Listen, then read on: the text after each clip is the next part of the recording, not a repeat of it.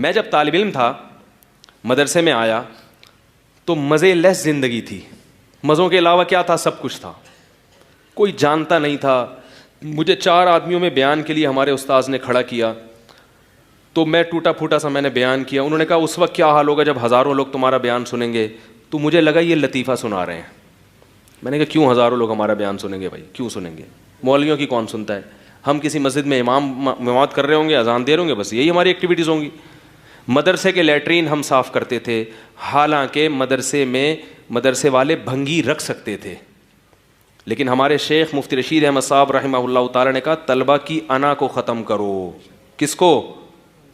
بولو بھائی, انا. کہ جب آپ کا مدرسہ ہے تو لیٹرین کون صاف کر؟ میں نے اپنے گھر میں کبھی زندگی میں نہ پہلے اور نہ اب لیٹرین صاف کی ہے, مجھے گھن آتی تھی. مگر مدرسے میں جہاں ہم پڑھتے تھے لیٹرین کا مطلب فلش, وہ ہم صاف کرتے تھے. حضرت نے پابندی لگائی تھی کوئی بھنگی نہیں آئے گا, آپ کرو گے. فرمائے علم حاصل کرنا ہے تو اسی طرح کرنا پڑے گا آپ کو. ان کی رائے تھی کہ یہ انا ختم ہو, انا ختم ہو. بزرگوں کی چپلیں ہم سے سیدھی کروائی جاتی تھیں, استاذ ہم کو ڈانٹتے تھے, ہمیں اجازت نہیں تھی آگے, اور ہم اچھی طرح ان سے پیش آتے تھے, بہت اچھی طرح پیش آتے تھے.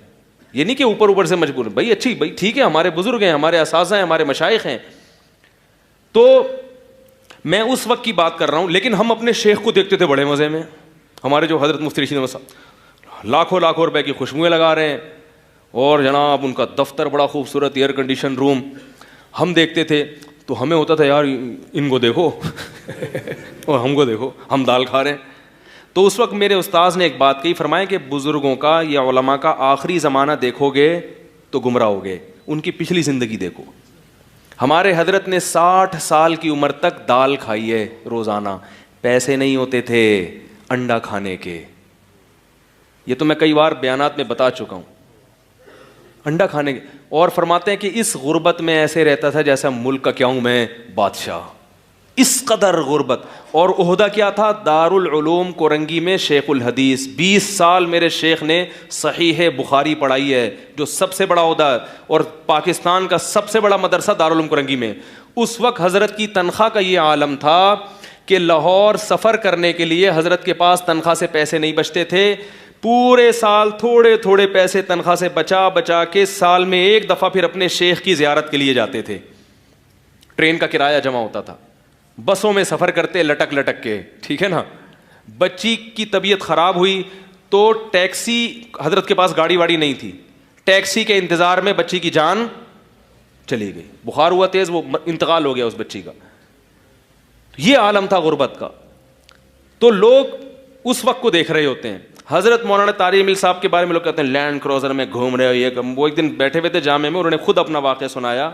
فرمایا میں 18 سال کی عمر, جس وقت انسان کے نا بڑے بڑے پلان ہوتے ہیں, اس وقت ہم اندرون سندھ کے دیہاتوں میں دھکے کھاتے تھے, کوئی ہماری بات,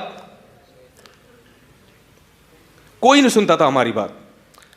فرمایا کہ کئی سال دھکے کھا کے لوگ کیا کرتے تھے کہ مسجدوں سے سامان اٹھا کے باہر پھینک دیتے. اور یہ تھے بڑے اونچے خاندان کے, میڈیکل کالج MBBS چھوڑ کر آئے ہیں, ایک جہاں ٹھاٹ باٹ دیکھے, زمیندار تھے, چودھری تھے, وڈیروں, ان کے باپ دادا سارے علاقے کے چودھری. اتنے بڑے آدمی کے ساتھ جب یہ سلوک ہوگا, نہ گھر میں عزت, گھر میں بھی تانے کے مولوی بن گیا, مولوی بن رہا ہے, کسی کام کا نہیں. فرماتے تھے کہ ہم دھکے کھاتے تھے. تو ایک دن میں مایوس ہو کے میں نے اپنے ایک بزرگ سے کہا, میں نے کہا حضرت یہ کب تک ہم یہ دھکے کھاتے رہیں گے, کوئی نہیں سنتا. تو فرماتے ہیں کہ انہوں نے یہ خوشخبری دی, فرمایا کہ تم یہ اللہ کے لیے قربانی دے رہے ہو, ایک وقت آئے گا بادشاہوں تک اللہ تمہاری رسائی, بولو بھائی, بادشاہ تمہیں بلائیں گے, وزراء تمہیں بلائیں گے. تو یہ جو اہل اللہ کے آخری زمانہ ہوتا ہے نا, جس میں لینڈ کروزر میں گھوم رہے ہوتے ہیں, اس کو دیکھ کے گمراہ ہونے کی کوشش. اگر مولویوں کے اتنے مزے ہوتے ہیں تو اپنے بچوں کو مولوی کیوں نہیں بناتے ہیں بھائی؟ ہر آدمی چاہتے ہیں نا میرے بچے بہت مزے کریں, تو بناؤ نا اپنے بچوں کو مولوی. آپ کو پتہ ہے مدرسے میں جا کے بیٹھ جائے گا, عجیب سا, نہ کوئی سرٹیفکیٹ, کوئی ایسا سرٹیفکیٹ جس کی بیس پہ کہیں جاب مل سکے.